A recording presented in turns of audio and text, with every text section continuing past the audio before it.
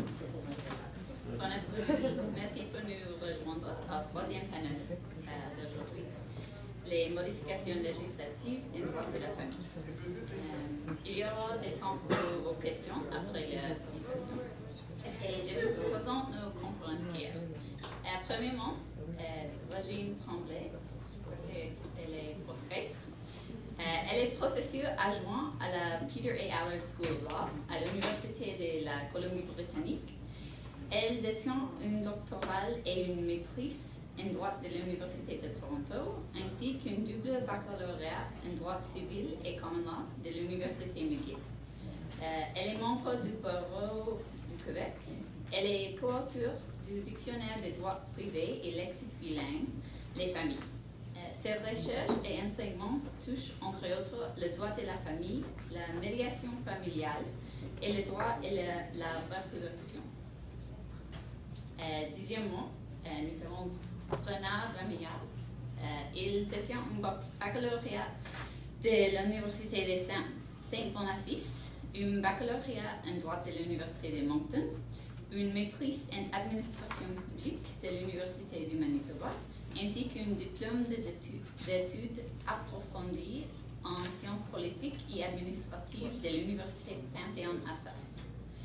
Il a été admis à la Société du barreau du Manitoba en 1990. De 2002 à 2008, Renard a agi à titre de directeur de l'Institut Joseph Dubuc à Winnipeg. Il est présentement le directeur général de la Fédération des associations des juristes d'expression française, des common law, ainsi que du Centre canadien de français juridique. Et finalement, nous avons Paul Mongenet. Il est associé du cabinet Perra Mongenet à Kapuskasing, en Ontario. Et il est diplômé de l'Université d'Ottawa en droit. Il est spécialiste agréé et pratique exclusivement en droit de la famille, privilégiant les dossiers qui soulèvent des questions parentales. Il pratique surtout en français. Donc, j'invite à Régine. Merci. Bonjour à tous et à toutes. C'est un plaisir d'être avec vous virtuellement aujourd'hui. J'aimerais remercier les organisateurs et organisatrices de m'avoir invité, aussi de me permettre de présenter et de participer par moyen technologique. Pour moi, tout ça, c'est de la haute voltige. Là. Donc, j'aimerais aussi remercier Nicolas de s'assurer au bon fonctionnement de la présentation. Deuxième diapositive, s'il vous plaît. Donc, le titre de ma présentation est « Diversité familiale en Colombie-Britannique. Quels sont les impacts de la réforme de 2013 ?» C'est un projet de recherche qui est financé par la Law Foundation of British Columbia et par le Hampton Fund de la Colombie-Britannique, de l'Université de la Colombie-Britannique. J'aimerais remercier et souligner l'excellent travail de mon assistante de recherche, Madame Juliana Yvain. Troisième diapositive, s'il vous plaît. Est-ce que ça fonctionne, les diapositives? Oui. My God, fantastique. Donc, l'objectif de la présentation d'aujourd'hui est assez simple, c'est de discuter des impacts des modifications législatives de 2013 en matière de droit de la famille, en ce qui a trait à la diversité familiale, et je propose de procéder en trois parties. Je vais d'abord faire un très bref survol de l'histoire et du contexte de la régulation de la diversité familiale avant 2013. Je vais ensuite parler de l'encadrement de la diversité familiale présentement dans la loi et tenter de tracer quelques comparaisons avec le régime en Alberta. Je finirai en présentant certains impacts de la réforme d'un point de vue quantitatif, donc les données sur la diversité familiale, et d'un point de vue jurisprudentiel. Donc, quels cas se sont rendus devant les tribunaux en matière de diversité familiale depuis l'entrée en vigueur de la Family Law Act.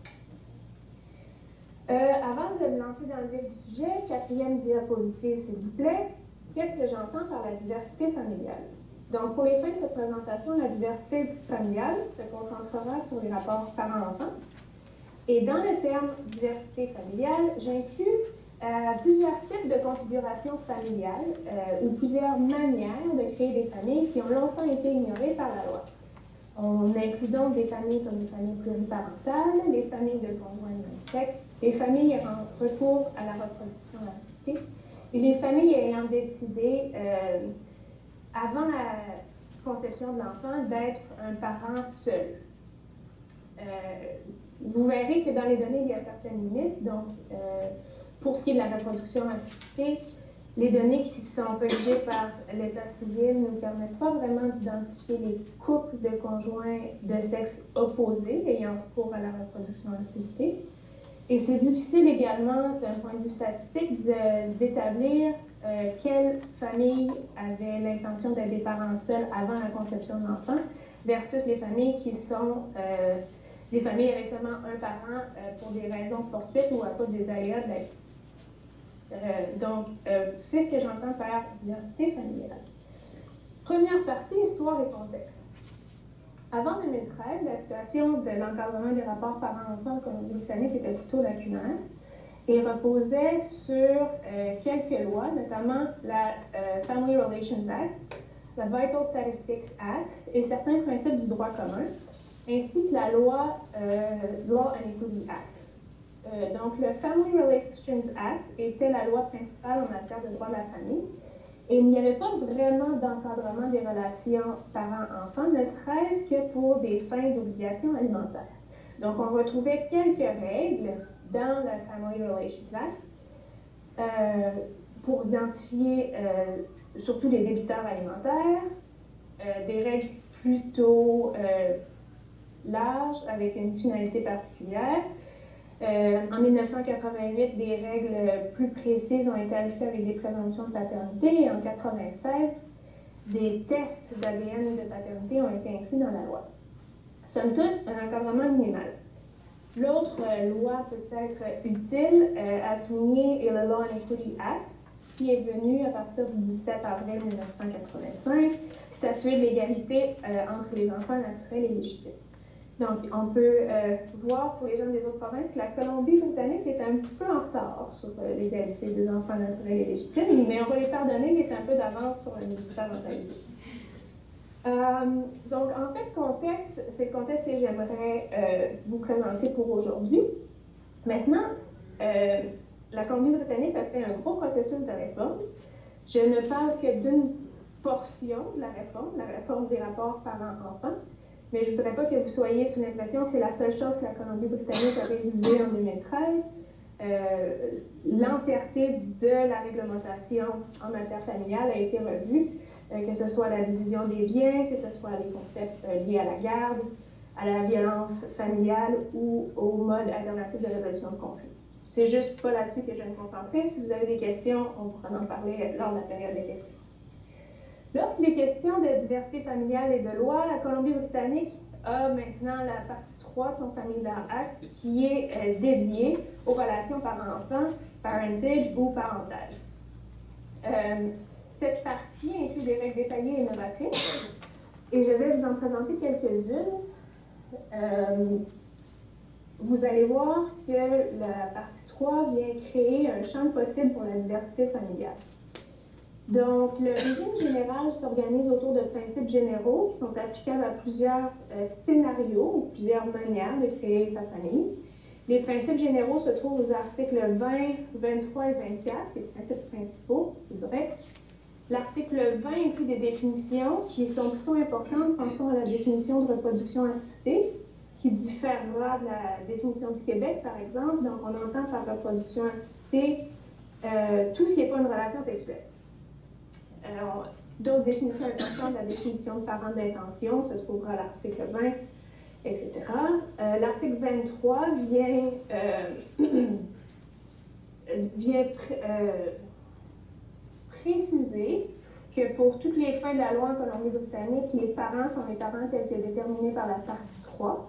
Donc, vient mettre de l'avant un concept unitaire de parentage et un concept aussi ancré dans la loi tel qu'exprimé dans la partie 3. L'article 24 vient préciser le statut des donneurs et ces principes généraux vont s'appliquer aux différents régimes, si on peut dire, qui sont prévus à la loi. Donc, le régime général se trouve à l'article 26. On parle du régime sans reproduction assistée. Sous ce régime, sous des règles qui visent, je dirais, la reproduction traditionnelle, Et les parents seront la mère qui accouche plus le père biologique. Le père biologique est déterminé par une série de présomptions. Donc, on n'a pas de test nécessairement à faire. À l'aide d'une série de présomptions, on identifie qui devrait être le père biologique de l'enfant. Vient ensuite un deuxième régime, le régime de la reproduction assistée, qui se trouve à l'article 27, dans lequel les parents seront la femme qui accouche encore, la mère qui accouche, et son partenaire ou sa partenaire, sauf exception au niveau du consentement qui serait retiré avant la conception de l'enfant. Un régime est également disponible à l'article 28 de la loi Family Law Act lorsqu'il est question de reproduction assistée après la mort. Ce régime exige de suivre quelques exigences supplémentaires au niveau des consentements et au niveau de l'utilisation du matériel génétique, mais grosso modo, c'est un régime qui permettra à la personne décédée plus son partenaire ou sa partenaire d'être reconnue comme parent de l'enfant, même si la conception et la naissance ont lieu après la mort. L'article 29, un régime de gestation pour autrui, donc tout ce qui fait allusion aux femmes porteuses. On exigera que la gestation pour autrui ait lieu par reproduction assistée, qu'une entente écrite avec un certain contenu soit rédigée par les parties avant la conception de l'enfant et que certaines étapes supplémentaires au niveau des consentements soient faites à la naissance pour permettre la reconnaissance des parents d'intention. L'article 30, qui a été abordé par ma collègue Joanne Clouet, concerne les autres formes d'arrangement et inclut la pluriparenté ainsi que la coparenté, ou la parenté à l'extérieur des liens conjugaux. Comme il a été expliqué, donc on devra procéder par reproduction assistée, une entente écrite est nécessaire et le contenu de l'entente est prescrit par la loi. Il y a également l'article 31 qui est important de mentionner, qui est l'article sur la déclaration de parentage, qui se trouve à être le pouvoir de la Cour supérieure, donc c'est un pouvoir exclusif de la Cour supérieure, de faire une détermination s'il y a une incertitude ou une dispute quant à savoir qui sont les parents d'un enfant. D'autres règles se trouvent dans la loi, notamment des règles de preuve, de tests de parentage et d'ordonnances extra-provinciales. Donc, c'en est ça pour le régime, qui est un régime donc, qui est assez inclusif de la diversité familiale et qui permet plusieurs manières de créer sa famille. Le régime diffère en quelques points du régime albertain et j'aimerais mettre l'accent sur la pluriparenté, la gestation pour autrui ainsi que le type de rédaction législative entre le Family Law Act de la Colombie-Britannique et le Family Law Act albertain. D'abord, la pluriparenté n'est pas abordée dans la Family Law Act de l'Alberta. La question a été soulevée dans un cas DWH versus DJR, dans un contexte qui était très particulier et qui ne cadrait pas vraiment avec les exigences des régimes actuels de pluriparenté au Canada. Sur papier, il semble donc que ce soit impossible d'avoir 3 parents en Alberta, mais en pratique, j'imagine, et les praticiens le savent sûrement plus que moi dans la salle, qu'il serait possible d'obtenir une déclaration de parentage en vertu de l'article 9 de la loi et de procéder un peu comme l'Ontario le faisait avant les modifications à sa loi portant sur la réforme du droit de l'enfance. En matière de gestation pour autrui, il y a également des différences importantes à souligner entre l'Alberta et la Colombie-Britannique. La loi britanno-colombienne ne contient aucune exigence d'aller devant un tribunal. Donc, elle met de l'avant un modèle administratif, comme l'Ontario par ailleurs. La loi britanno-colombienne aussi n'exige pas de lien génétique entre les parents d'intention et l'enfant à naître, ce que la loi albertaine semble faire sur papier.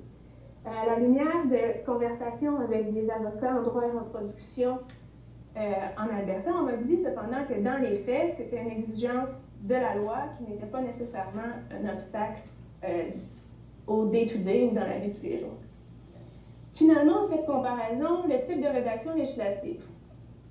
La Colombie-Britannique utilise un type de rédaction, je dirais, qui est beaucoup plus vaste que la loi albertaine. Donc, la Colombie-Britannique se concentre sur comment on a fait l'enfant. Avec sexe, sans sexe, après la mort, est-ce que c'est une autre femme qui porte ou est-ce qu'on est plusieurs, en gros.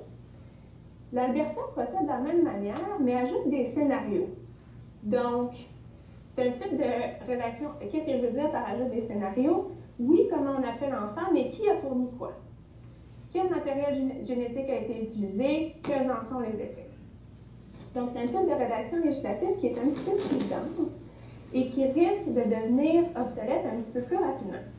Par contre, c'est important de souligner que l'Alberta a été la première province à inclure autant la diversité familiale par voie statutaire et que je pense qu'il faut leur lever notre chapeau puisque c'était déjà il y a une décennie. Donc, même si ça risque de devenir obsolète plus rapidement, disons qu'il était très avant-gardiste. Prochaine diapositive, s'il vous plaît. Quels sont les impacts de la réforme? Donc, j'aimerais aborder deux types d'impacts. D'abord, d'un point de vue des données et ensuite d'un point de vue jurisprudentiel. Les impacts des modifications législatives de 2013 ont permis, à mon avis, de reconnaître certains types de familles, de créer de l'espace pour d'autres types de familles et d'envoyer un message sur l'inclusion de configurations familiales qui ont souvent été ignorées par la loi.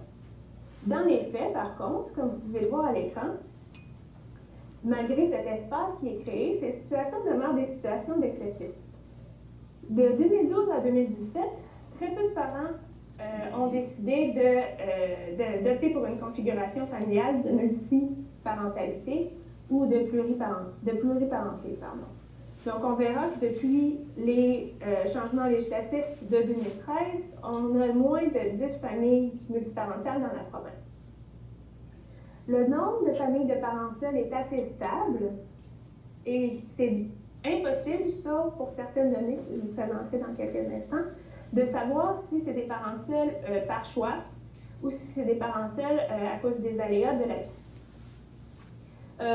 Par contre, en fait donné, on voit une nette augmentation des familles de parents de même sexe, à mon avis, qui passent du simple au double avant et après la réforme.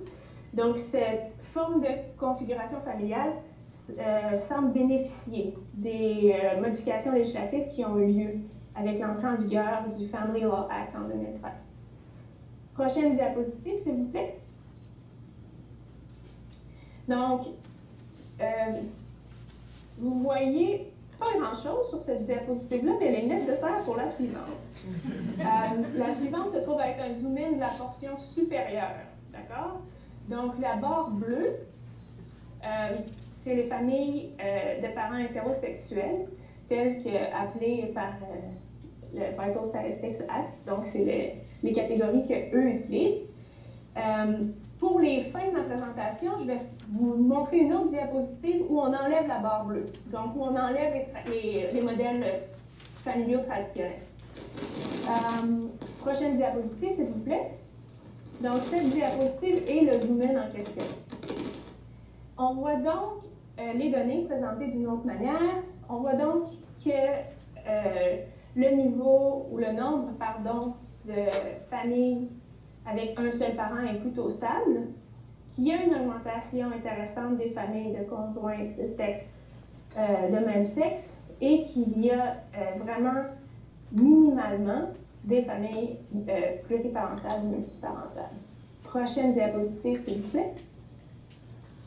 Encore des données, donc en matière de diversité familiale, c'est intéressant de noter quelques tendances au niveau de la gestation pour autrui. Le nombre de cas de gestation pour autrui dans la province depuis 2012 a augmenté, mais on est quand même encore, je dirais, dans des seuils qui sont très bas. La gestation pour autrui par les couples de conjoints de sexe opposé est utilisée de manière assez stable. Par contre, on verra une augmentation notoire, à mon avis, donc presque en double, presque de 2014 à 2017. Salut Régine, c'est Alain, est-ce que tu m'entends? Oui. Est-ce que ça se peut que ton micro frotte sur quelque chose, peut-être un vêtement ou quelque chose? Est-ce que c'est mieux comme ça? Oui, c'est mieux comme ça. Là, ça fait-tu longtemps que je vous casse les oreilles? Non, ça fait juste 15 secondes, alors c'est bon. OK. Donc, je suis consciente aussi qu'il me reste gros max 3 minutes, c'est ça? C'est à peu près ça, oui. Donc, en bref, une augmentation du recours à la gestation pour autrui par les couples de conjoints de même sexe. Et je dirais que c'est plutôt stable pour les parents seuls. Donc, on peut spéculer que l'augmentation de données est surtout due aux couples de même sexe masculin qui peuvent avoir plus facilement recours à la gestation pour autrui dans la province. En fait d'impact, changement de diapositive, s'il vous plaît. En fait d'impact de la réforme d'un point de vue jurisprudentiel, on a très peu de cas jusqu'à maintenant. Je dirais qu'il y a eu un cas qui est intéressant. Le premier cas que vous voyez sur la diapositive, donc 2016 BCSC 598, c'est un cas de gestation pour autrui dans lequel les parties n'avaient pas respecté les exigences de la loi, et c'est-à-dire qu'ils n'avaient pas d'entente écrite. Dans cette affaire, l'article 29, qui est le régime pour la gestation pour autrui, n'était donc pas applicable. Et c'est en vertu de l'article 31 qu'une décision a été prise. Donc, on a demandé à la juge de faire des déclarations de parentage, puisqu'il y avait une incertitude à la loi pour les parents d'intention. Le cas est intéressant puisque la juge explique les nouveaux scénarios ou les nouvelles règles pour la diversité familiale en Colombie-Britannique en mettant l'emphase sur le fait que le nouveau régime est un régime d'intention et que lorsque toutes les parties sont en accord, il serait malvenu de ne pas permettre la reconnaissance des parents. Donc, dans le cas, la reconnaissance du statut parental des parents d'intention a eu lieu par le biais de l'article 31, encore une fois.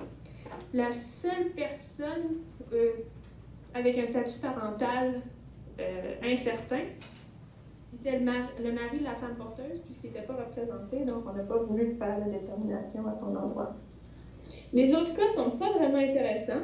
Je vous les ai mis sur la diapositive. Ça me fera plaisir d'en parler en commentaire, mais il n'y apporte vraiment pas grand-chose.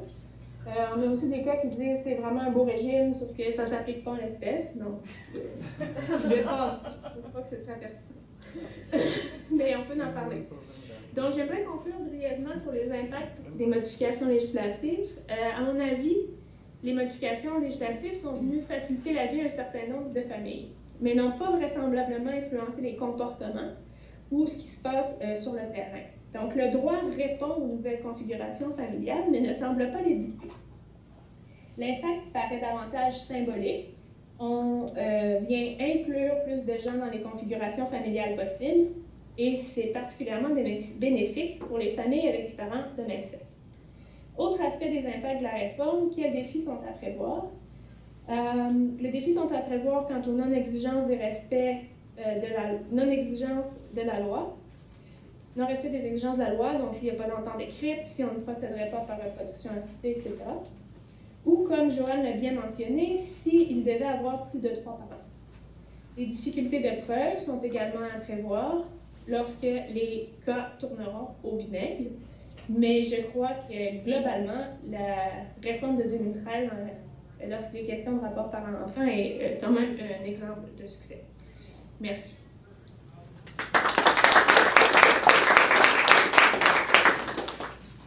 Moi, je suis directeur général de la Fédération des associations de juristes. Notre mandat, c'est, premièrement, on est l'organisme porte-parole pour les associations de juristes comme l'AGEFA, au niveau national, il y a 8 associations de juristes. Et puis, c'est un dossier qui date de pas mal longtemps, toute la question d'essayer de voir si on n'est pas capable d'avoir davantage accès à la justice en français au niveau provincial, surtout dans les systèmes provinciaux, évidemment, à travers du Canada. Et puis, si on regarde au cours des années, vraiment un des domaines où on a vu vraiment du bilinguisme mur à mur, dans toutes les provinces et territoires, c'est à travers du Code criminel. La partie 17 que vous connaissez probablement, qu'on a le droit de subir notre procès dans la langue officielle de notre choix. Ça fait un certain moment qu'on est en train de réfléchir 3 champs de compétences au niveau fédéral qui sont administrés par les tribunaux provinciaux.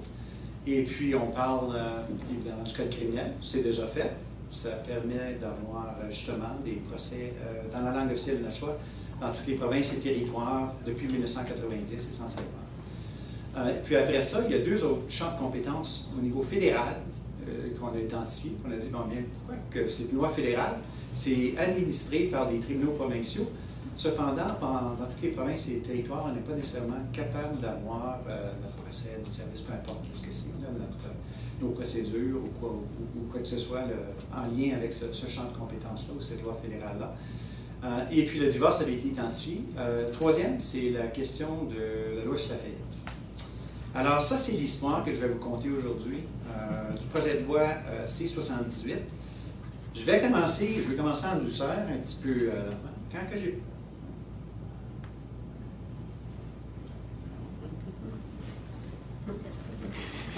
Est-ce que je pèse vers le bas? Ça? Ouais. OK, c'est pas juste moi, là. OK, il va falloir que je fasse ça. Quelqu'un là qui va m'aider. Quand on parle de divorce, premièrement, on va rentrer en douceur. Qu'est-ce qu'on dit au bureau? J'ai demandé aux gens, je dis, bien, vous autres, le divorce, là, pour les gens visuels, quelle image est-ce qu'on est capable d'avoir du divorce? On est capable de trouver des choses. On a dit Henri VIII, puis, alors Henri VIII, marié 6 fois. 6 fois, 2 exécutions. Alors, divorce, c'était l'option la moins pire dans ces circonstances. Alors, mon bac est en histoire. Alors, chaque fois que je suis capable d'avoir un diapo qui parle d'histoire, qui a un élément d'histoire, je le fais. Alors, juste pour me rendre heureux, voici Henri VIII, pardon. Et puis, puis qui d'autre? Elizabeth Taylor. Combien de mariages? 8 mariages. Combien de maris conjoints? 7. C'est marié 2 fois avec qui? Avec Bertha. Ah, excellent. C'était ma question, ça. Exactement. Je savais qu'il y avait quelqu'un qui devait savoir. Bon, bien, avant que je commence à divaguer, parce que j'enseigne des cours à l'université de temps en temps, c'est comme bon, bien, les premiers 15 minutes, là, les gens disent, ils s'en vont avec ça. Alors, je vais essayer d'éviter ça.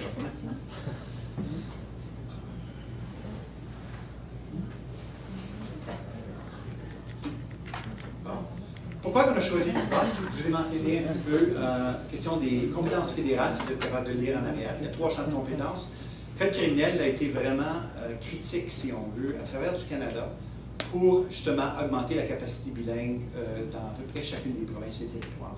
Si on regarde, il y a eu des investissements importants du gouvernement fédéral au cours des années presque 30 ans, si on veut, pour justement augmenter cette capacité bilingue-là. Mais les 2 autres champs de compétences au niveau fédéral qui sont gérés par des tribunaux provinciaux, ça, on n'a vraiment pas vu de progrès à ce moment-ci. Une des choses qui est intéressante, c'est que quand j'ai rencontré certains des députés, on parlait justement de questions de divorce, il y a plusieurs députés, y compris des juristes, qui me disaient « une loi fédérale, tu es capable de divorcer en français dans toutes les provinces et territoires. » Ça ne savais même pas. Alors ça, c'est quand même assez intéressant de voir que c'était une surprise pour beaucoup de députés à la Chambre des communes tout récemment. Bon, je vous ai parlé parce qu'on parle des tribunaux provinciaux qui ont juridiction encore, qui administrent des lois fédérales. Alors, c'est une des raisons pourquoi on a décidé, bon, bien, toute la question du divorce est importante. On veut ancrer notre élément, parce que le gouvernement fédéral, comme vous le savez, est davantage un allié quand ça vient en question de bilinguisme, la promotion du français, etc., dans les provinces à l'extérieur du Québec. C'est important pour les personnes ordinaires. Ça, on l'a entendu quand on a eu des consultations, on disait mais pourquoi on devrait viser ou devrait miser davantage sur la question de la loi sur le divorce. Le droit de la famille, comme vous le savez très bien, ça touche à monsieur et madame, ça touche aux enfants, ça touche aux familles. Les nouveaux arrivants dans nos centres d'info, dans la plupart des provinces où il y a des associations de juristes, c'est souvent un domaine qui revient constamment. Alors, c'est pas juste théorique, c'est pas juste on va avoir des droits linguistiques, on va avoir des droits linguistiques, mais c'est pour, justement, c'est pour des besoins réels. C'est pas pour rien. Le divorce, ben, j'ai vu des chiffres, là, ça dit, bon, 30 à 40% des gens vont se divorcer. Alors, les chiffres ne sont pas toujours clairs à savoir. En tout cas, il y en a plusieurs, puis on connaît à peu près tout le monde. On connaît au moins 1 ou 2 ou 3 personnes, soit dans nos familles, dans nos réseaux personnels qui ont justement eu des divorces. En matière criminelle, si on pose la question, on connaît probablement beaucoup moins de monde qui ont eu affaire avec le système criminel. Pour monsieur et madame tout le monde. Ça touche aux gens, évidemment, et de façon importante. Mais c'est moins répandu que la question du divorce et puis les choses avec la famille. À l'heure actuelle, juste à titre d'information, il y a à peu près 5 provinces, puis moi j'avais fait un genre de sondage auprès des différentes provinces. Bon, il y a des dispositions linguistiques, soit constitutionnelles ou autres, d'une province à l'autre, pour voir si on est capable d'avoir nos procès, ou encore la réalité est assez différente. Mais essentiellement, à Colombie-Britannique, à Terre-Neuve-Labrador, en Nouvelle-Écosse, il y a des éléments qui sont là, il est quand même très limité. À l'île du Prince-Édouard, puis bon, en Alberta, c'est quand même limité, partiel. Il y a peut-être des éléments, certains services qui sont là, mais c'est soit très limité ou fragmentaire, ou des fois ça dépend qui qu'on approche, etc. Alors, c'est vraiment pas des provinces où on est capable d'avoir notre divorce en français dans ces cas-là. Évidemment, les autres provinces, c'est le cas.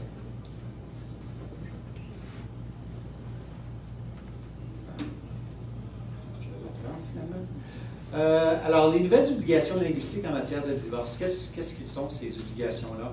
Puis j'ai justement amené si vous êtes intéressé, mais je ne voulais pas passer par ça, mais en gros, on s'est beaucoup inspiré de justement des droits linguistiques à la partie 17 du Code criminel.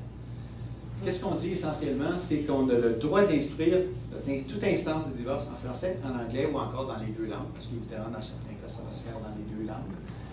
Les juges vont être obligés de comprendre directement les parties. Pas via l'interprétation, mais directement les parties. Qu'est-ce que ça va vouloir dire essentiellement? C'est que dans chacune des provinces et territoires, on va être obligé d'avoir un certain nombre de juges qui vont être capables de communiquer et comprendre le français pour être capables de justement d'entendre les questions de divorce. Interprétation va être fournie gratuitement pour les témoins et les parties. On peut déposer évidemment des actes de procédure en français, puis les formulaires des tribunaux vont être bilingues, les règles, etc.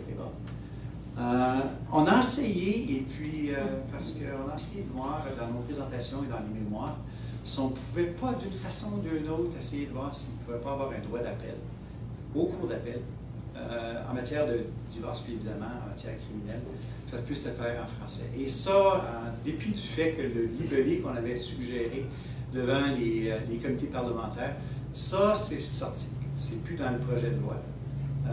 Ça, on a décidé, je pense que c'était aller un peu plus loin, mais on a tenté notre chance, et puis, mais ça peut être accepté. Et puis, l'entrée en vigueur aussi va être déterminée pour chacune des provinces. Alors, c'est pas clair, ça va se faire par décret. On n'est pas certain à quel moment, évidemment, si c'est adopté, à quel moment que ça va entrer en vigueur dans les différentes provinces, là, dépendant de leur capacité bilingue à ce moment-là. Les conséquences des obligations linguistiques. Alors, bon, pour nous autres, c'est vraiment toute la question d'accès à la justice. Et aussi, comment est-ce que ça peut avoir une influence sur l'ensemble de l'appareil de l'administration de la justice dans les différentes provinces. Évidemment, voici les rangs officiels s'appliquent sur tout ce qu'il y a à faire avec les choses fédérales. Mais ici, on veut essayer d'influencer l'administration de la justice qui se fait dans les différentes provinces. Alors, ça va vouloir dire, je vous ai mentionné, juge et personnel bilingue en matière de divorce. Question de nomination. Est-ce que ça peut influencer le processus de nomination des juges au niveau de la magistrature fédérale? Je crois que oui. Et puis aussi, toute la question de la formation des juges. Ça aussi, ça peut avoir des conséquences importantes et davantage favoriser la présence du français à ce niveau-là. Formulaire bilingue des tribunaux en matière civile. Alors, pour certaines provinces, ça, c'est radical. Et ça pourrait avoir quand même des conséquences importantes de ce côté-là. On encourage aussi le bilinguisme en matière civile, là, justement, dans certaines provinces et territoires. Puis, c'est d'accroître aussi le statut du français, justement, devant les tribunaux ou encore en matière d'administration de la justice dans plusieurs provinces. Bon, je vous ai déjà parlé que ça protège peut-être davantage le statut du français dans certaines provinces. Il y a des dispositions constitutionnelles, c'est peut-être moins une question au Nouveau-Brunswick et puis au Manitoba. En Ontario, c'est une loi ordinaire. Alors, qui sait, ça peut changer ces choses-là. Et aussi le droit d'être compris par le juge lors d'un divorce, c'est précisé dans le projet de loi. Alors, encore, ça aussi, c'est potentiellement un gain ou une protection additionnelle. D'autres conséquences, alors tout l'appareil, qu'est-ce qu'on appelle le système extrajudiciaire, bon, les services policiers, tout ce qui entoure le divorce, c'est des éléments là, qui touchent de proche et de loin. Médiation, toute la question des intervenants au niveau psychosocial. Et puis, bon, évaluateur de biens, c'est peut-être un peu loin, mais c'est là quand même. Certains des services gouvernementaux ou encore non gouvernementaux qui sont reliés au divorce, d'une façon ou d'une autre, tout ce qu'il y a à faire avec ça. Et puis, lors des premières discussions qu'on a eues avec certaines provinces, j'ai l'impression qu'on a tendance à regarder de façon plus large que, bon, que ce soit une approche. Ça va varier d'une province à l'autre encore, mais on semble être disposé à regarder de façon plus large que juste avoir un strict minimum. Ce qui est intéressant. Bon, évidemment, les barreaux privés, les facultés de droit, puis toute la question de la formation continue. Ça va être intéressant. Est-ce que ça va promouvoir la formation continue, certainement dans le domaine du droit de la famille, divorce, etc., en français dans plusieurs provinces. Les facultés de droit, on ne vous a pas parlé peut-être de ça, mais il y a quand même plusieurs facultés de droit anglophones à l'heure actuelle qui ont des programmes, surtout auprès des écoles d'immersion, et puis Caroline a quitté, mais avec l'Université d'Ottawa, dans plusieurs facultés de droit, on essaie d'encourager justement les étudiants d'immersion en droit de parfaire leur français, de l'utiliser, etc. Et là, si ce n'est pas juste en matière criminelle, mais en matière de divorce, droit de la famille, etc., qu'on l'utilise davantage, encore, c'est une raison de plus dans chacune des provinces et territoires, dans certaines facultés anglophones, pour dire que c'est important d'apprendre le français dans ce cas-là, et puis de le parfaire. Alors, c'est un peu ça l'intention. Et puis, j'ai parlé déjà du processus fédéral de nomination de juge. Alors, ça, c'est là. D'autres conséquences. Financement fédéral accru en matière de langues officielles. Il y a eu une annonce récente, elle est conditionnelle dans le budget fédéral, qui dit on est prêt, si le projet de loi est adopté, il va y avoir un fonds quelconque de 21,6 millions sur 5 ans pour justement essayer d'augmenter la capacité bilingue dans les provinces qui n'ont pas cette capacité-là à l'heure actuelle. Alors, ça veut dire des investissements, j'imagine, du côté des tribunaux, du côté de traduction, etc., peut-être interprète judiciaire, mais aussi peut-être dans les domaines qui ne sont pas nécessairement directement les tribunaux, mais les services connexes qui ont des liens avec la question du droit du divorce. Alors, ça aussi, c'est important. Pour le réseau national, et puis comme d'autres comme le réseau aussi, ça a des conséquences importantes. En matière de droit criminel, au moins, on a un lien commun. On a un lien commun à travers du Canada. Et de plus en plus, si on voit avec la loi sur le divorce, là, tout d'un coup, il y a des choses qui me rassemblent davantage au niveau national, pour dire que c'est vraiment pan-canadien. Alors ça, c'est un avantage important. Et puis, aussi, ça ouvre la porte, et puis on commence, on va une étape à la fois, mais je pense qu'on ne va pas être trop patient. On va voir, il y a déjà un précédent, on parle du code criminel, on parle de la question du divorce. Pourquoi pas la faillite puis l'insolvabilité aussi? Alors, si c'est une loi fédérale, pourquoi c'est géré par les provinces? C'est un champ de compétences dans certains cas qui sont partagés où il y a des éléments provinciaux et fédéraux. Alors, pourquoi pas d'être capable de faire faillite aussi? 5 minutes, OK, j'avance.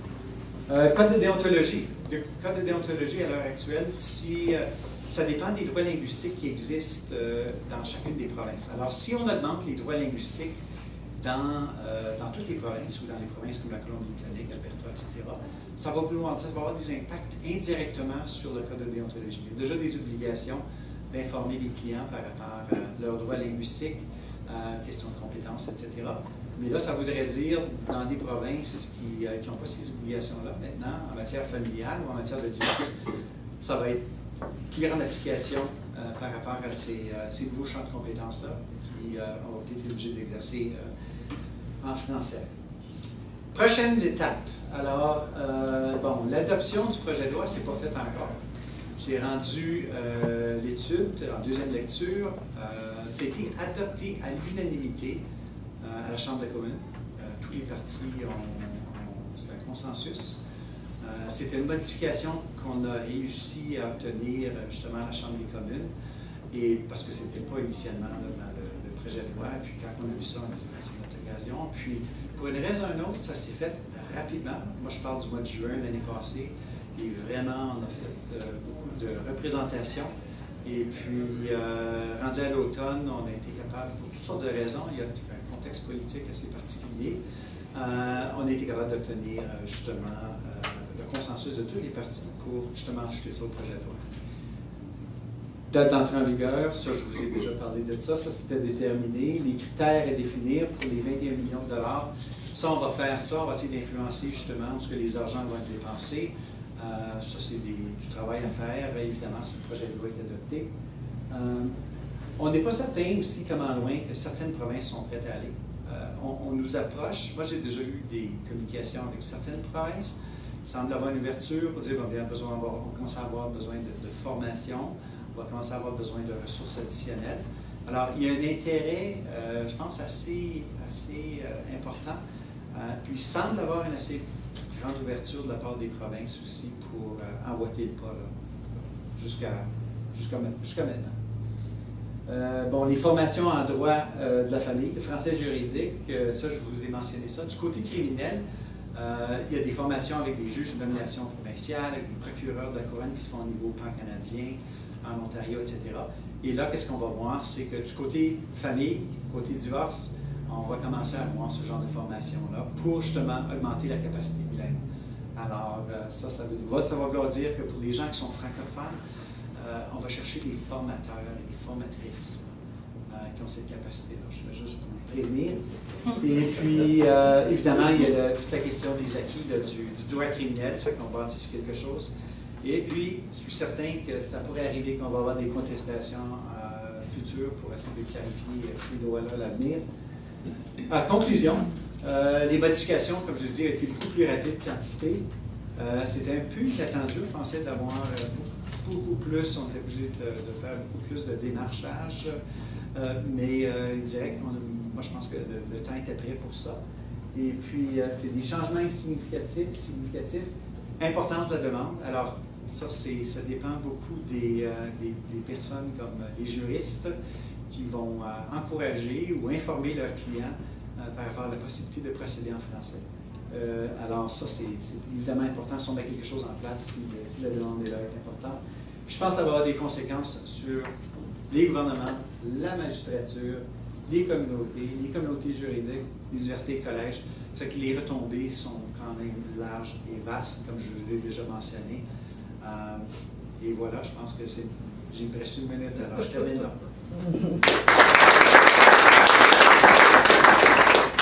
Moi, aujourd'hui, deux petits commentaires pour commencer. Quand je parle de nouveautés ontariennes, je parle au niveau procédural, premièrement, pas des réformes sur le fond. Je vais vous parler de nouveautés procédurales. Deuxièmement, je vais vous parler, quand je dis nouveauté, mon emploi du terme est un peu relatif, comme vous allez voir. Alors, je vais, si le temps le permet, de parler des conférences, de notre affidavit en vertu de la règle 35.1, programme d'information obligatoire, nouvelle exigence de divulgation financière. Le premier, les conférences, ça évolue depuis 20 ans environ, c'est assez nouveau. Historiquement, mais peut-être pas pour ceux qui sont ici, 10 ans, 12 ans, 10 ans, 3 ans environ. Mais c'est des concepts très importants qui sont en évolution. Alors, le régime des conférences. Mes images n'ont aucun rapport avec mon sujet, c'est juste pour agrémenter. Alors, il y a 3 sortes de conférences en Ontario. La première, on appelle ça les conférences relatives à la cause, Case Conference, en vue d'un règlement amiable, très semblable à ce que tu disais plus tôt, et puis conférence de gestion de procès. 3 conférences très différentes, il y a lieu de les combiner. C'est habituellement ce qu'on fait pour les 2 premières. On essaie dès la première occasion de combiner les 2 premières sortes. Alors, s'il y a un changement en droit de la famille qui a complètement bouleversé le paysage, c'est quand on a fait le plongeon dans le système de nouveau régime des conférences. Avant, quand j'ai commencé, moi, quand on commençait la procédure, immédiatement au début, avec l'émission de la requête, il y avait aussi signification d'un avis de motion.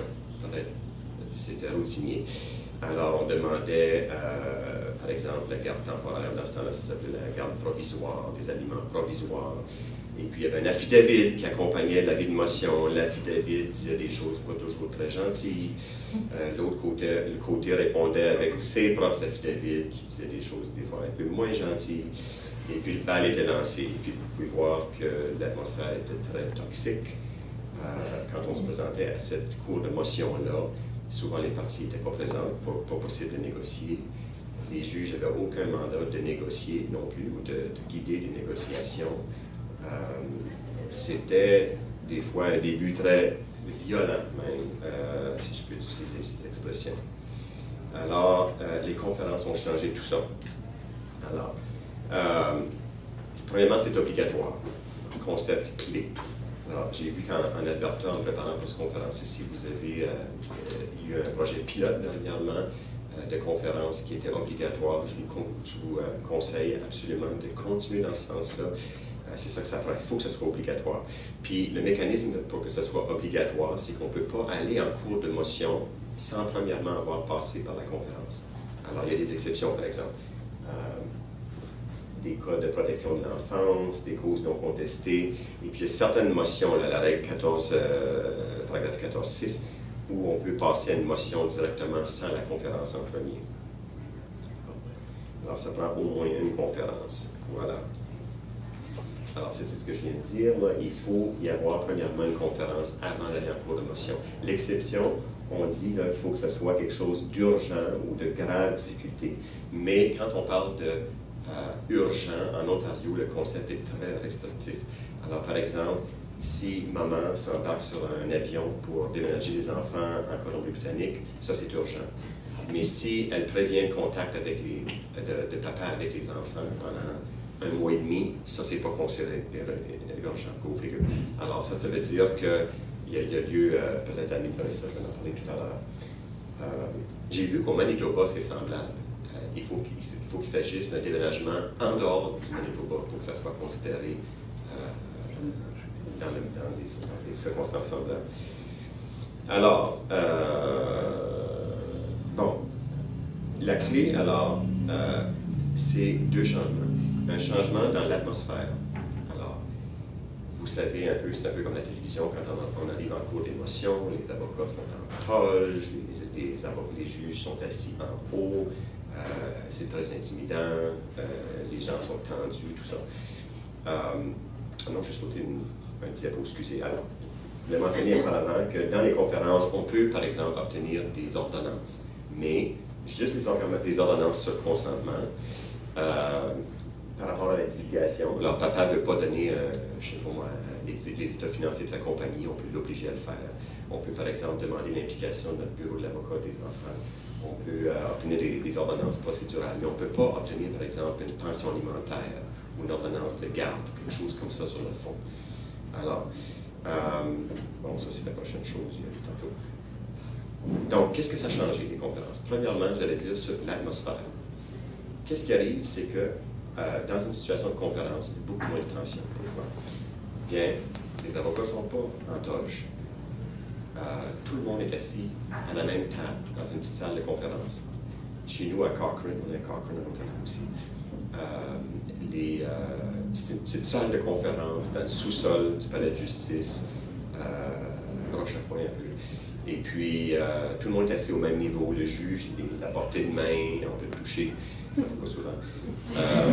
Mais vous voyez que c'est très différent. C'est informel, puis ça fait des discussions beaucoup plus franches. La deuxième chose, justement, c'est qu'on ne peut pas obtenir une ordonnance sur le fond. Alors, déjà, on peut avertir les clients en entrant qu'il n'y a rien de super important qui va arriver aujourd'hui contre ton gré. Ça peut juste être quelque chose de consensuel ou justement de procédural. Alors déjà, ça soulage un peu, puis ça permet une discussion plus franche. Chez nous, une autre différence aussi, les juges ont le mandat maintenant de négocier. Alors avant, dans le vieux système, ça arrivait qu'on allait dans le cabinet du juge, ça arrivait que le juge nous disait « dans mon cabinet », des choses comme ça. Mais ce n'était pas le mandat. Maintenant, ils ont le mandat, elles ont le mandat de nous faire venir séparément, de parler aux clients, de faire ce qu'il faut, finalement, pour avancer les négociations.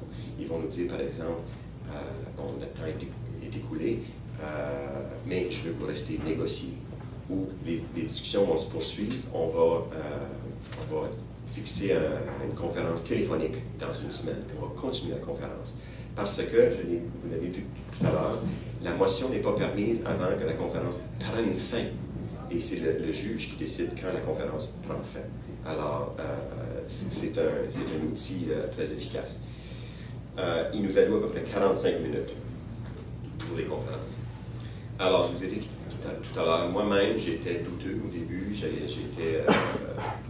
Je voyais ça comme une imposition aux partis, une autre tranche de dépenses, d'autres formulaires à remplir. Mais ça n'a pas pris beaucoup de temps avant que je me rende compte que ça fonctionne. Ça fonctionne, c'est très efficace. Ça fait ses preuves. Puis finalement, c'est ça qui devrait être le critère de réussite. Si ça fonctionne, pourquoi pas le continuer alors. Aujourd'hui, j'espère qu'on va raffiner le système encore plus. Alors, qu'est-ce qui fait que ça fonctionne? Bien, premièrement, ça oblige les gens à se rencontrer. Alors, avant, ça arrivait que les gens ne se voyaient pas. Maintenant, c'est peut-être la première fois qu'ils se voient face à face depuis la rupture. Alors, des fois, ils se parlent pour la première fois devant nous depuis la séparation. Ça, c'est une chose. Ensuite, imaginez, là, s'ils sont en cours, c'est parce que quelqu'un veut quelque chose plus tard. De qui? De Mme la juge. Mme la juge est là. Elle va se souvenir des parties, elle va se souvenir très bien de la cause. Elle a lu les documents pour se préparer. Alors, qu'est-ce que les parties ont tendance à faire devant monsieur ou Mme la juge? Faire bonne impression. Bien, le juge s'attend à une solution négociée, justement. Alors, il y a une dynamique là, qui oblige les parties, finalement, à se disposer, au moins d'apparence, vers la négociation. Même les avocats, d'ailleurs. Les avocats, on doit faire apparence de coopérer avec le processus. Il y en a que c'est juste l'apparence, mais ça ne fait rien. Au moins, il y a ça. Et puis ça alimente le processus vers un règlement. Puis si ce n'est pas réglé, bien, au moins, là, on a une grosse poussée parce qu'on a des échéanciers, on a des obligations, des exigences de divulgation à remplir, on a des devoirs à remplir. Et puis des fois, on est obligé de revenir justement pour une deuxième conférence. Alors les choses avancent. En cours supérieur, ça arrive pas souvent qu'il y ait des multiples conférences, mais en cours de l'Ontario, notre cours de compétences seulement provinciales, il peut y avoir des conférences qui s'étirent, par exemple, 10 fois, par exemple, en protection de l'enfance. Puis à chaque fois, on accomplit quelque chose. C'est pas rare. Mais il y a évidemment certains inconvénients. Ça ajoute des sous si ce n'est pas réglé, et du temps si ce n'est pas réglé. Et puis, comme je vous l'ai dit tout à l'heure, ça peut être un obstacle. Alors, si par exemple, il s'agit d'un nouveau-né, un enfant à très bas âge, maman empêche le contact avec papa, ou le contraire, rarement, à ces âges-là, ça peut arriver aussi qu'à cause de l'obligation d'assister à une conférence, papa ne puisse pas voir son enfant pendant des mois. Alors, ça, c'est à réformer encore, à mon avis. D'ailleurs, tout le système de droit de la famille, à mon avis, devrait pouvoir être accéléré dans les causes parentales. Ça, c'est une autre histoire pour une autre présentation. Alors, deuxième sujet aujourd'hui. On a l'affidavit en Ontario qui s'appelle l'affidavit en vertu de la règle 35.1. C'est une grosse imposition. Il y a eu des modifications dans notre loi portant réforme aux droits de l'enfance. Et puis, vous pouvez le trouver là. Excusez-moi en passant, l'image du feu, c'était avant que je sache ce qui arrivait en Ontario. Pour les auditeurs de Pratico, c'est parce qu'il y a des feux de forêt en Ontario, en Alberta aujourd'hui, puis ça nous rince les yeux dehors. Ce qui est arrivé, finalement, je pense qu'il y avait une cause tragique dans la région de Toronto où le tribunal avait confié la garde d'un enfant à des grands-parents. L'enfant est décédé. Personne n'avait vérifié les antécédents judiciaires des grands-parents. Il y en avait. L'enfant est mort. Bon. Alors, après ça, je pense qu'il y a eu une enquête du coroner. Puis, ils ont fait cette recommandation-là qu'on vérifie toujours les antécédents maintenant dans les causes parentales. Mais, les fonctionnaires étant ce qu'ils sont, on est allé à un formulaire de 8 pages épouvantable, puis c'est obligatoire dans toutes les causes parentales, même pour ceux qui ne sont pas parents. Les grands-parents doivent obtenir des appelle ça un police record check, là, une vérification policière, je pense quelque chose comme ça, un rapport de vérification policière, et puis aussi un rapport de la Société de l'aide à l'enfance, ou en demander un en tout cas. Mais, alors, tandis que j'appuie la première réforme, le gros message ici, c'est que j'appuie pas celle-là. Alors, finalement, ce qu'il devrait y avoir, c'est quelques questions de plus dans la requête, un point, c'est tout. Et puis, renvoyer, par exemple, à si ça vous applique, bien, là, donner telle autre réponse. Mais pas de demander à tout le monde, dans toutes les causes parentales, de remplir 8 pages avec, vous voyez ici, là, les antécédents judiciaires, la violence, les besoins spéciaux des enfants, le plan parental, l'implication avec la société de l'enfance, toutes sortes de choses. Alors, ça, c'est un message en général que je voudrais donner. Là. Des fois, j'ai l'impression que les fonctionnaires qui travaillent dans le ministère des formulaires de droit de la famille, c'est les mêmes fonctionnaires qui travaillent pour Revenu Canada. Ils s'échangent de place régulièrement. Alors, ce qu'ils font, c'est qu'ils ont une très bonne idée, là, mais c'est multiplié par toutes sortes de pages. Puis ils ne se rendent pas compte que 5000 causes, ou je ne sais pas combien de causes à travers l'Ontario, devront chacun payer 20 minutes de plus de frais d'avocat pour remplir le formulaire. Puis ensuite, ça va occuper un autre onglet dans le dossier continu. Puis ensuite, il va falloir cocher d'autres choses dans un autre formulaire qu'on a fait, qu'on n'a pas fait. Puis ça n'a pas de fin, cette affaire-là. Puis c'est une couche par-dessus l'autre. Puis c'est ça qui fait, finalement, l'obstacle d'accès à la justice. Alors, deuxième exemple très semblable, c'est ce qu'on appelle, grande affection aujourd'hui, en Ontario, le programme d'information obligatoire. Ça, je le déteste. Je vous le dis tout de suite, là, en anglais, MIP, Mandatory Information Program. Ça, c'est pas à cause d'une cause tragique ou rien de même, c'est juste encore un fonctionnaire, une équipe probablement, à Toronto, qui a décidé que ce serait une bonne idée d'obliger tous les justiciables en Ontario qui s'en vont entre la famille, tous, obligatoirement, encore une fois, avant de pouvoir continuer leur cause, d'aller assister à un programme d'information. Alors, il y a une règle là-dessus maintenant, il faut le faire en dedans des 45 jours du début de la procédure. Ça ne coûte rien en argent, mais qu'est-ce que ça coûte en temps, puis en frais d'avocat, pour expliquer encore qu'est-ce que c'est toute cette histoire-là. Alors, encore une fois, les personnes non représentées doivent comprendre la règle, doivent tous démêler là-dedans, trouver le sens de cette affaire, s'assurer que leur conjoint est au même programme. Ah, je ne peux pas le faire cette journée-là, appeler tel centre pour remettre la présentation à une autre journée, etc., etc. Alors, pour moi, c'est un cauchemar. Je vous donne un exemple. Il y a 60, c'est comme un PowerPoint. Ça dure 1 heure, puis il y a 60 panneaux. Voici un exemple. Les enfants sont avantagés lorsque leurs parents travaillent ensemble dans leur meilleur intérêt. Si possible, vous-même et l'autre parent devriez décider comment vous allez vous occuper des enfants et rédiger un plan parental. Alors, ça, là, imaginez les clients là, que vous envoyez lire la foutaise comme ça. Là. Puis, finalement, est-ce que ça change quelque chose? Peut-être dans certains cas. Est-ce qu'on pourrait réformer le système où c'est disponible par Internet, par exemple, où il y a un autre moyen de le faire, où il ne faut pas physiquement se déplacer à un endroit ou à un autre? Alors ici, je vous ai donné un exemple d'une petite fille là, qui doit escalader un mur pour sonner la cloche. C'est un peu l'exemple de ce que ça donne. C'est un autre exemple. Par manque de temps, là, je vous épargnerai la lecture de l'autre exemple. Vous irez voir sur le site. Ou vous irez voir, vous pouvez voir sur Legal Inventory où ils ont le programme sur leur site. Alors, finalement, je finis avec des nouvelles exigences en matière de divulgation. Alors, ça, c'est la plus récente. Ça, c'est extraordinaire.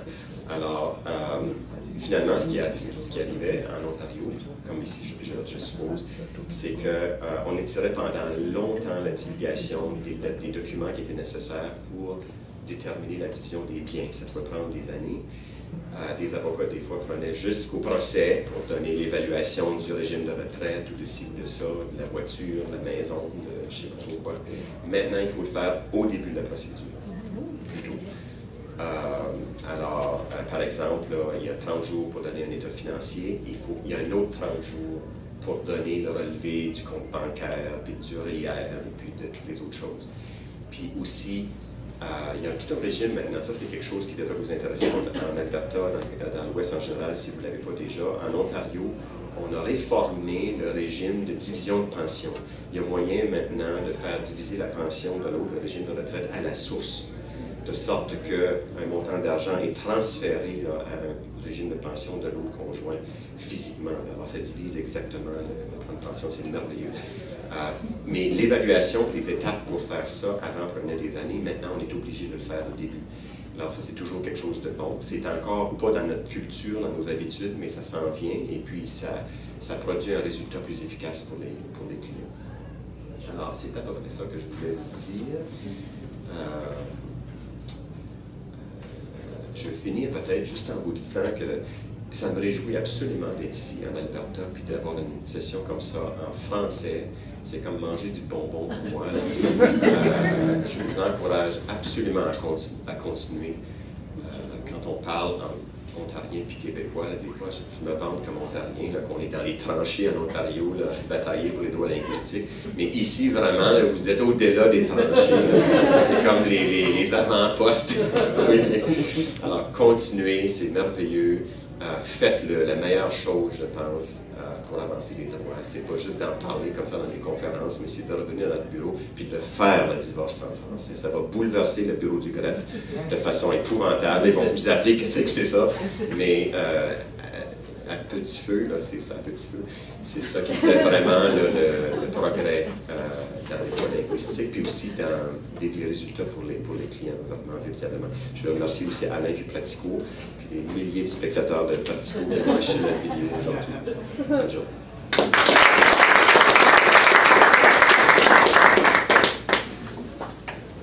J'ai pas eu mon deuxième. Merci beaucoup pour vos présentations.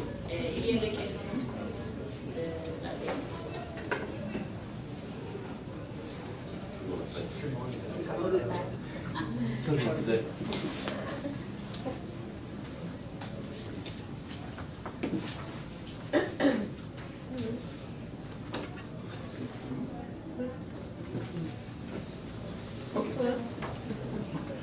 Ma première question concerne Rénal. Je voudrais savoir, parce qu'en Alberta, ici, on ne peut pas divorcer en France. On ne peut pas divorcer en français en Alberta. Est-ce que quelqu'un peut revendiquer les principes de la justice naturelle dans ces cadres-là?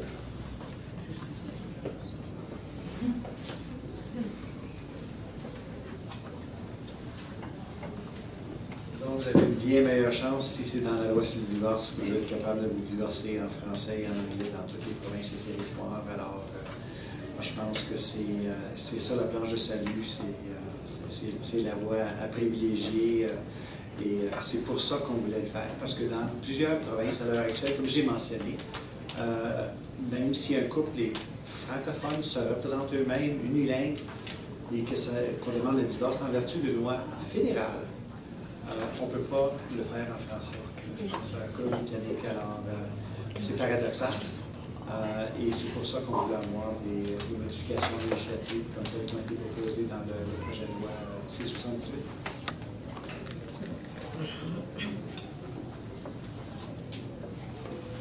D'autres questions?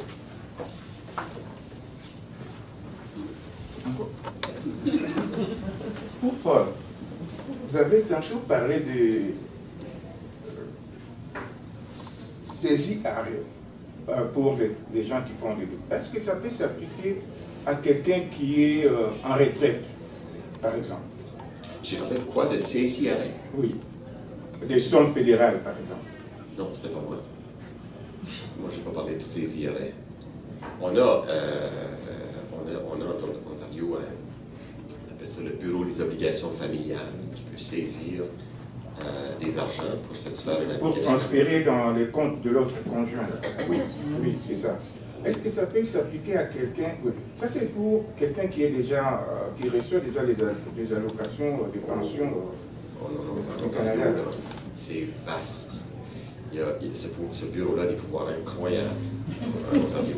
Je ne sais pas comment ça se compare à Alberta, mais il y a un immense progrès là-dessus. Alors, Le bureau peut saisir un permis de conduire, suspendre un permis de conduire, et puis envoyer, on appelle ça un federal garnishment au gouvernement fédéral pour saisir des prestations d'assurance emploi, pour n'importe quelle prestation fédérale, remboursement de rapport d'impôt, par exemple.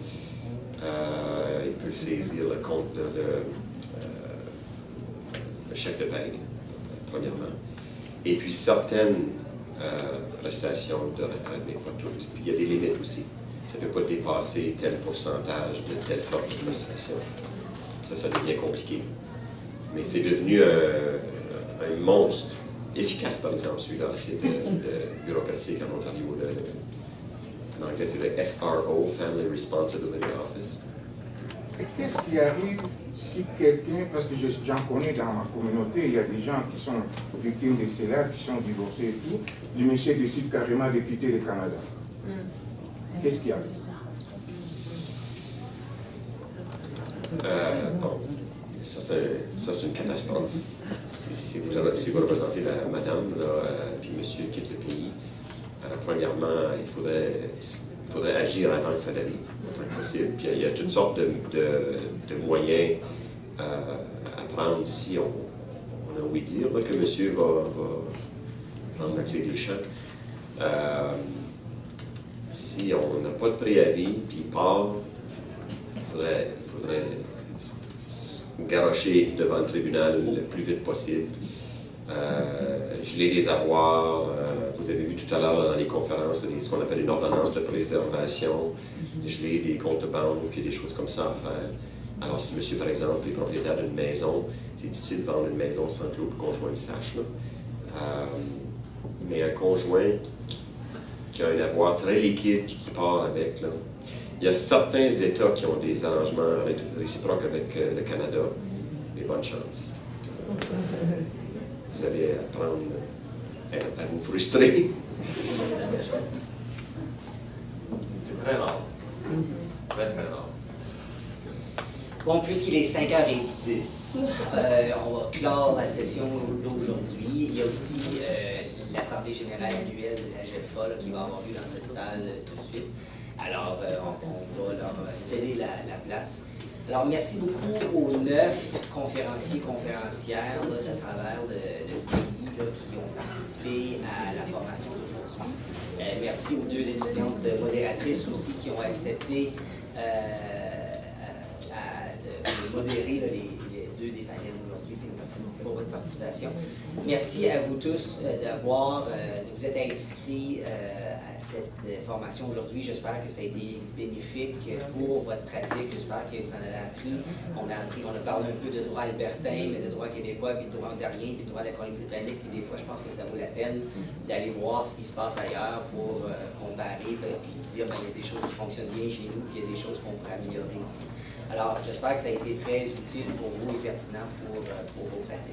Alors, merci beaucoup encore. Si vous participez au banquet ce soir, on va s'y voir. Si vous participez à la formation de demain matin, on va s'y voir là aussi. Merci bien.